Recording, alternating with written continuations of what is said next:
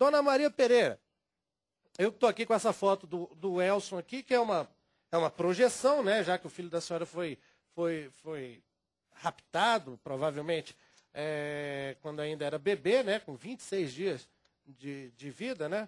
Então tem essa projeção aqui do que seria a compleição física do Elson hoje.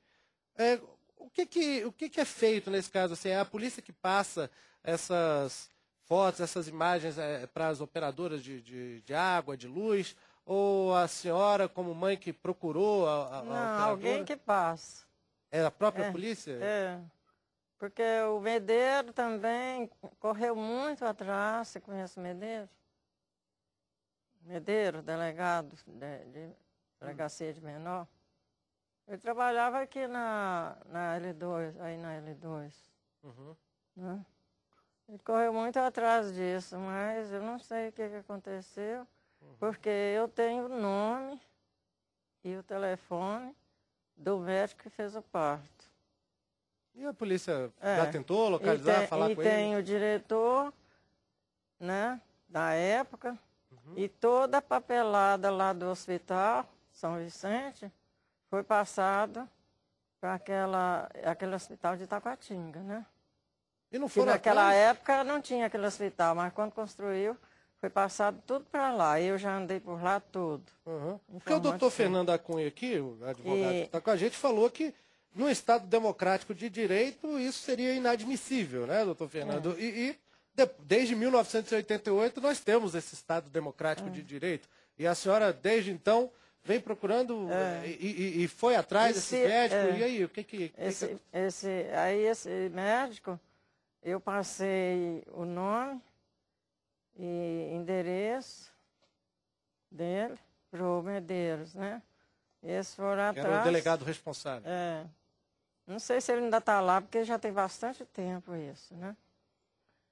E que ele me falou assim, olha, dona Maria, esse negócio aí é difícil, porque eu fui lá, procurei o médico, e ele não quis informar, disse que não lembra. Eu fiz tantos partos na minha vida, disse que ele falou assim, né? E eu não me lembro dessa história, de jeito nenhum. Mas uma coisa eu digo, não sei se vocês vão querer me procurar e me perseguir ou até me matar, né? Se vocês publicar isso. Já estamos ao vivo, pode falar. Não tem problema, pode falar. Porque são duas pessoas que sabem da história, o que rumo levou o Elson. É o diretor do hospital na época e o médico, né? E o médico. Até porque eu tenho um filho que é mecânico, né? E eu tenho um amigo que é da Civil. O Emerson? Não, é Erison. É outro filho, né? Aí ele contou a história para ele e ele procurou descobrir o endereço, porque o nome do médico a gente já tinha, porque tem os documentos aqui, né? Aí não sabia endereço nem nada, né? Aí esse policial encontrou os dados tudinho, o endereço dele, telefone, e passou para o meu filho. Aí o meu filho me entregou, e eu entreguei para o Medeiros. Medeiros foi atrás, mas depois falou, dona Maria, não tem jeito, ele não conta, ele fala que não lembra, ele fala que já fez tantos partos na vida, e ele não lembra dessa história. Que coisa, né? Bom, só para esclarecer, Então ele disse que não tem como obrigar ele a falar, até porque ele já está velhinho. Foi isso. Né? 40 anos depois do caso. Só para esclarecer, nós procuramos o Ministério da Justiça para ter um representante aqui para falar sobre o Cadastro Nacional de Pessoas Desaparecidas, mas eles não indicaram ninguém para participar aqui do nosso programa. Vamos de novo ao centro de Brasília com o Tiago Ramos. Tiago, você tem mais alguma história para a gente aí? Isso mesmo, Fabrício. Dessa vez mais uma dessas histórias tristes. Agora a da Jaine Vieira dos Santos. Jaine, a história dessa vez está relacionada com o seu pai. Conta isso pra gente. Não, a história que eu tenho é só essa, de que eu era bebê, não conheço meu pai. E a história que minha mãe me conta, que ele foi embora pro Ceará com outra mulher. E de lá ela ligou pra cá dizendo que ele, como ele trabalhava de pedreiro, essas coisas, que o andame caiu na cabeça dele e de lá morreu. Tenho 20 anos, vou fazer 21 agora e não sei se está vivo, se está morto. Não tenho contato de ninguém, não sei de nada. Esse vazio, como foi crescer com esse vazio? Como você explicava para seus coleguinhas de escola, por exemplo, onde seu pai estava? A mesma história. Que ele foi pro Ceará, foi embora com a mulher, e de lá ela ligou dizendo que ele morreu. Até hoje. E essa história afetou muito sua família inteira, né? Não só sua mãe e você, mas também irmãos do seu pai, todo mundo. Só que eu tenho mais 2 irmãos, só que eu não conheço, por parte de pai. E eu não conheço eles também. Mora no Samambaia, outro na Ceilândia, mas a minha tia, tem uma tia que sabe o endereço, mas não quer me falar, não me fala, assim. E como conviver com isso? É triste. Às vezes você deixa pra lá, mas às vezes não. Às vezes quando você pega pra pensar, quando você pega pra ver, não dá. Quando às vezes eu penso, eu choro, tudo, mas não dá, fazer o quê? Tem como mais encontrar ele? Ou correr atrás desse endereço, mas de qualquer jeito seria uma luta que nem sempre, né? Pior que é. Agradeço muito. Obrigado, Jaine Vieira dos Santos. Fabrício, com você. Valeu, Thiago. Uma história dramática, né? Com várias que envolve essa coisa de família, né? Toda essa relação, mesmo não sendo um caso de desaparecimento, é uma falta de informação sobre a pessoa, né? E o doutor Fernando, da OAB Distrito Federal, quem que uma pessoa deve procurar, ou qual órgão que uma pessoa deve procurar no caso de desaparecimento de um filho ou de um parente já mais velho? Qual é o caminho? A pessoa deve fazer como a Dona Maria fez há 40 anos, de ir direto ali na direção do hospital, vai primeiro na delegacia, liga para o Disque Denúncia, vai no site dos desaparecidos. Qual que é o caminho recomendável? Olha, a primeira e mais importante coisa é a gente ter a noção de que quem tem responsabilidade por procurar essa pessoa, embora a própria família faça, é a polícia. A polícia tem os instrumentos, os mecanismos para fazer isso. A polícia pode fazer rastreamento de dados, a polícia pode fazer identificação, convocar pessoas a se manifestarem e ir até os locais. Tem autoridade para fazer Tem autoridade para isso. E existe eu achei muito interessante sua pergunta, porque a gente pode aqui começar a desfazer um mito, que é o mito das 24 horas, que as pessoas dizem que tem que aguardar 24 horas a partir do momento que a pessoa desapareceu, etc, etc. Isso por lei já é proibido, né? Desde 2005, né? O que se tem que ter, a ideia é o seguinte, obviamente, às vezes as pessoas têm algum ritmo de vida. Ela realmente permanece fora de contato, às vezes, por 4, 5, 6 horas. Se é algo que acontece corriqueiramente, ok. Mas existem pessoas que dão notícia, ou que estão sob a vista a todo momento. Um desaparecimento já de algum momento, de 1 hora, 2 horas, já caracteriza um desaparecimento que pode ser levado à polícia. A polícia tem que ser avisada, porque a polícia tem os mecanismos para fazer isso. Inclusive, para caso encontrar, apurar as responsabilidades se foi levado, se só sumiu, se só desapareceu, como trouxe para casa, como não trouxe, ir à polícia e dar todos os dados possíveis para isso. Não esperar as 24 horas, não esperar nem 2, nem 3, tudo vá logo que for, perceber que está fora do normal, tudo né? que for fora do padrão, vá atrás.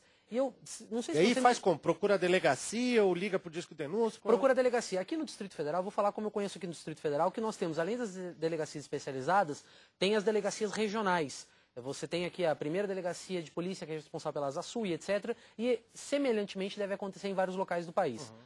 Você deve procurar a polícia, a autoridade policial. Mesmo que você não saiba qual é a delegacia, qual é a autoridade policial, procure alguma, porque você vai ser encaminhado até o local correto.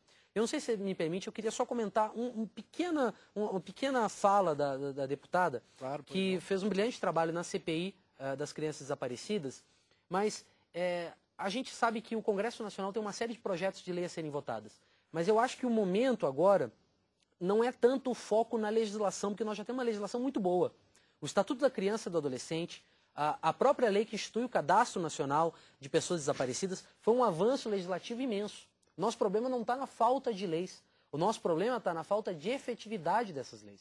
O nosso problema atual está na impossibilidade ou na inação, na falta de medidas tomadas pelos executivos e aqui eu não coloco a culpa apenas na União, mas também nos estados, é inaceitável, como uma participante acabou de dizer, que o delegado do DHPP não tenha senha para inserir dados de pessoas desaparecidas no Cadastro Nacional de Pessoas Desaparecidas. Isso é um absurdo. E uma outra coisa que é fundamental, de fundamental importância, é saber que essa participação que a Constituição de 88 dá é uma participação democrática. A imprensa brasileira e os meios de participação popular fora da institucionalidade, que não são apenas os meios judiciais, policiais, mas a participação da imprensa, a divulgação por entidades de sociedade civil, mas eu destaco muito fortemente o papel da imprensa. Hoje em dia a televisão está presente em todas as casas do país. É fundamental para articular, não só para encontrar as pessoas, como também para pressionar os órgãos e entidades da administração pública a assumirem o seu papel. É só quando a cidadania, e a imprensa tem muito a contribuir nesse sentido, é só quando a cidadania se mobilizar no sentido de pressionar quem de direito, é que nós podemos ter efetividade. Nosso problema não é falta de leis, é falta de implementação das que já existem. De efetivar, né?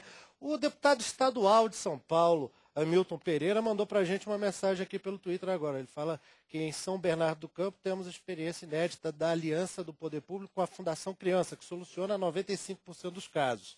Os órgãos de segurança, aqui em São Paulo, estão completamente desarticulados e essa deve ser a realidade de todo o país. Daí a participação do deputado estadual Hamilton Pereira, que está acompanhando. Grande abraço, deputado. Obrigado pela audiência. Está acompanhando a participação popular na TV Câmara. Nós temos no telefone a presidente da Associação Brasileira de Busca e Defesa a Crianças Desaparecidas, a ABCD, a Ivanise Santos. É isso mesmo? Ivanise, está ouvindo a gente? Estou, meu querido. Bem-vinda ao Participação Popular. Muito obrigado por nos atender, Ivanise. E eu queria começar, então, perguntando sobre isso que o doutor Fernando Acunha, advogado da OAB do Distrito Federal, acabou de falar. A senhora percebe uma inoperância, uma falta de aplicação realmente da lei já existente por parte dos poderes executivos da União e dos estados nessa questão de desaparecidos? Olha, não adianta a gente apontar de quem é a responsabilidade. Eu vou falar como mãe e como representante de uma instituição que foi criada há 16 anos justamente em decorrência do desaparecimento da minha filha. Uhum. O que eu observo é que existe um despreparo muito grande por parte dos policiais para trabalhar com a questão do desaparecimento. Porque ele está lidando com a dor, com o sofrimento dessas mães. E muitas vezes, quando chegamos numa delegacia de polícia, somos tratadas com uma indiferença muito grande. Né? O delegado depende muito da boa vontade do delegado que te atender. Eu, quando cheguei numa delegacia para registrar a ocorrência do desaparecimento da minha filha às 3 horas da manhã, o delegado disse para mim, volte daqui a 24 horas. É esse problema que o doutor Fernando acabou de falar. Entendeu? Aqui. Né? E aí eu disse para ele, se fosse seu filho, o senhor esperaria 24 horas, doutor? E aí ele disse que eu estava sendo muito abusada e que ele poderia me prender por desacato à autoridade. E aí começou uma discussão entre eu e aquele delegado e eu disse para ele que se uma mãe que dá liberdade para um adolescente de 13 anos ficar na rua até 3 horas da manhã, não ia até a sua delegacia lhe pedir ajuda. Uhum. Mas não adiantou eu argumentar com esse delegado que mesmo assim o boletim de ocorrência não foi feito. E assim, no dia seguinte eu voltei, já era dia 24 de dezembro, foi feita a ocorrência, e a delegada virou para mim e falou, a partir de agora quem vai investigar o desaparecimento da sua filha é o DHPP. Isso foi seja, há quantos anos, dona Ivani? Há 16 anos atrás. Perguntar aqui para o doutor Fernando, o que pode ser feito no caso desse, assim, quando há uma recusa de atendimento em cima desse mito, como o senhor chamou, das 24 horas, o que a pessoa pode fazer? Aciona o Ministério Público? Qual é o caminho? Olha, essa conduta é absurda, né? Primeiro porque se sabe por veiculação de diversos órgãos e entidades e ONGs, né? Que dizem que as primeiras horas são fundamentais para que você possa encontrar uma pessoa desaparecida. Então a recusa de cumprimento de uma responsabilidade como essa pode ser a diferença entre você achar ou não achar uma pessoa. E em casos como esse, quando há descumprimento de algum dever como esse, há necessidade de se levar isso até as corregedorias, todas as polícias têm corregedorias, ao Ministério Público, enfim, comparecer talvez ao local com alguma testemunha, alguma coisa, relatar, fazer prova do fato da forma mais ampla possível e levar às corregedorias, ao Ministério Público, até mesmo por via de um advogado popular de Defensoria Pública ao Poder A Judiciário. pessoa precisa de um advogado para fazer isso? Não, não precisa. A Defensoria Pública, Porque a dona quando Maria organizar... mesmo contou que ela não tinha os recursos para ter um advogado na época, né? E não... O problema, doutor, o problema é... Dona Ivanise, pode continuar. O problema é que as pessoas que são vitimadas pelo desaparecimento são pessoas totalmente desconhecedoras do seu direito. O delegado, ele sabe que quando ele fala para uma mãe, volte daqui a 24 ou 48 horas, ele está cometendo crime de prevaricação. Exatamente. Porém, aquela mãe não sabe desse direito. Ela acha que ela tem que esperar 24 ou 48 horas, entendeu? Só que o delegado, ele é tão insensível que fala dessa forma. E aí, a partir daí, a família começa a fazer o trabalho da polícia. A família começa a procurar o seu desaparecido nos hospitais, nas ruas, nos IMLs. As primeiras horas é de suma importância, principalmente se tratando de criança e adolescente. Nós temos uma legislação aí, é como o doutor falou, temos uma legislação em vigor aí, federal, há 6 anos, que é a Lei 11.299, que chama-se Lei de Busca Imediata. E a lei não é cumprida. Eu só conheço um estado brasileiro que faz o cumprimento dessa lei, que é o estado do Paraná. E é o único estado também que existe uma delegacia especializada em desaparecimento de crianças desaparecidas. Então, não adianta ficar jogando a culpa no Estado, na União. O que existe, a gente precisa unir as nossas forças. Eu daria tudo na minha vida para não ter criado um movimento na dimensão como é o movimento Mães da Fé, e viver há 16 anos a dúvida de não saber aonde está a minha filha. Então, o desaparecimento, no meu ponto de vista, ele é um problema social, porque desaparecer não é crime. Né? Judicialmente falando, desaparecer não é crime. Ele é a quebra da rotina de qualquer pessoa. Todos nós estamos sujeitos a desaparecer. E é por isso que o problema é tratado com esse descaso. É tratado desta forma. Porque quando se trata do desaparecimento de uma pessoa de classe social elevada ou que envolve alguma celebridade, os próprios meios de comunicação contribuem divulgando esse desaparecimento em todos os canais de televisão. Agora, em se tratando de pessoas de classes sociais baixas, é apenas mais um. É apenas mais um.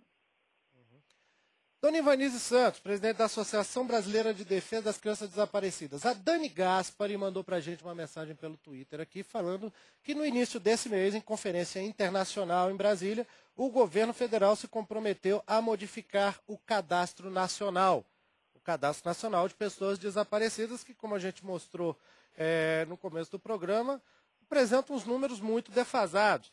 Eu queria perguntar para a senhora, dona Ivanise, se vocês da associação têm contribuído para esse cadastro, têm alimentado o cadastro, ou se têm contribuído para a discussão sobre o funcionamento desse cadastro, e se vocês têm um cadastro paralelo, extraoficial, das crianças desaparecidas, pelo menos aí no estado de São Paulo. Olha, eu tenho o meu cadastro aqui no estado de São Paulo, e hoje nós temos quase 10 mil pessoas cadastradas, pessoas do Brasil inteiro. Eu estive no quarto encontro global que aconteceu em Brasília do dia 8 até o dia 10, onde foi discutido o desaparecimento, inclusive com outros países que estavam presentes, como a Itália, a Argentina, Canadá, Austrália, e eu faço parte também do comitê gestor da RedeZap. Então, o cadastro que ele foi criado há 2 anos atrás, ele tinha uma restrição. Só quem poderia ter acesso a esse cadastro era as delegacias através de uma senha e login. E quem era responsável por esse cadastro, pela alimentação desse cadastro e dos dados, é a rede Infoseg. E aí houve uma série de reuniões, houve uma série de questões na parte técnica desse cadastro, e aí o Ministério da Justiça e a Secretaria de Direitos Humanos, como um acordo, achou melhor não colocar esse cadastro no ar. Agora, nós, nesse encontro que tivemos do dia 8 ao dia 10, a gente demos sugestões, no comitê demos sugestões para que esse cadastro fosse reformulado, entendeu? E que a partir daí, com a reformulação desse cadastro, a própria família vai poder ter acesso a ele e vai poder cadastrar o seu desaparecido no novo formato de cadastro que vai pro ar logo em poucos dias. A gente vai estar colocando esse cadastro no ar. Tem previsão de quando que ele entra no ar exatamente? Não, essa previsão só quem pode te dar é a Secretaria de Direitos Humanos e o Ministério da Justiça. Mas ele vai ser um cadastro aberto para a população. Para as ONGs, né, como a da senhora? Sim, os conselhos tutelares também vão estar monitorando esse cadastro. Então, é um trabalho que vai ser feito em parceria, em conjunto. E quem vai dar as estatísticas, o órgão responsável pelas estatísticas é a Senasp através do Infoseg, né? Uhum. Porque hoje nós não podemos falar com propriedade de quantas pessoas desaparecem no Brasil. Uhum. Quantas são adultos, quantas são crianças. Então, é uma expectativa muito grande e é um trabalho que vai ser feito de forma em conjunto. Uhum. E eu espero que o resultado seja satisfatório, porque as pessoas que vão ser beneficiadas com tudo isso são os pais, que assim como eu, como essa senhora aí, procura por uma resposta há dias, há meses, há anos. E o que nós queremos, na verdade, é saber aonde estão os nossos filhos. Se morreu, cadê o corpo? Uhum. Se estão vivos, aonde estão? O Estado nos deve essa resposta. Realmente, né? Dona Ivanise, presidente da Associação Brasileira de Busca e Defesa a Crianças Desaparecidas, muito obrigado por ter estado com a gente aqui no Participação Popular. Infelizmente, a gente está com limite de tempo, não dá para a gente continuar o assunto, já estão realmente na boca. E muito obrigado, grande abraço para a senhora. Um grande abraço para você e eu estou com saudade, viu? Você é uma pessoa que abraçou essa causa e fala do tema assim com bastante solidariedade e respeito ao assunto. Obrigado, a senhora já esteve aqui no Participação que eu falei, que eu apresentei sobre o assunto e, na verdade, eu fico indignado de ter que discutir os mesmos problemas mais uma vez aqui, porque, como cidadão, isso é revoltante. Registrar só a participação aqui da dona Ana Verena Souza Viana, da Bahia. Ela é de Iraquara, Bahia. Ela mandou, no caso da dona Maria, a atitude do hospital foi desumana, foram coniventes com a crueldade. Minha solidariedade a ela e a todas as famílias que enfrentam essa punhalada no peito. Mensagem, então, da dona Ana Verena para a senhora, dona Maria. E também a mensagem aqui da Maria José de Oliveira Marsulo, de Campos Gerais, Minas, que ela comenta, eu ajudo a encontrar pessoas desaparecidas e isso é muito gratificante. É um pouco da participação social, né, que o doutor Fernando Acunha, da OAB, falou aqui. Vou agradecer a participação dos nossos dois convidados aqui. É uma pena que a gente não tenha mais tempo para continuar o assunto, porque ele iria longe, realmente. Dona Maria Pereira, senhora que teve aí o filho desaparecido há 40 anos, continue com fé aí, continue confiante. Muito obrigado por ter estado com a gente aqui no Participação Popular. A gente espera que, mais uma vez, né, como vários outros órgãos de imprensa já procuraram a senhora, a gente também tem a esperança de ter ajudado. Eu agradeço pelo interesse que vocês têm. Tomara que dê tudo certo, né? Boa sorte para a senhora.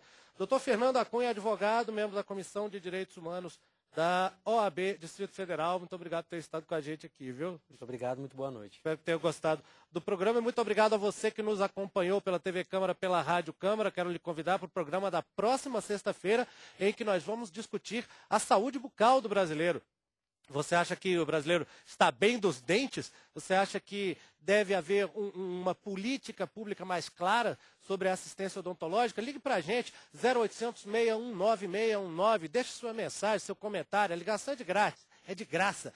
Você pode mandar um e-mail para o participaçãopopular@câmara.gov.br, tudo junto, sem cedilha, sem tio, e também pelo Twitter, mande uma mensagem mencionando @participaçãopop, que é o nosso nome de usuário ali, e a gente vai discutir, então, ao vivo, na próxima sexta-feira, às 5 da tarde, aqui no Participação Popular. Eu sou Fabrício Rocha, muito obrigado pela sua audiência. A gente se fala, a gente se vê. Tchau.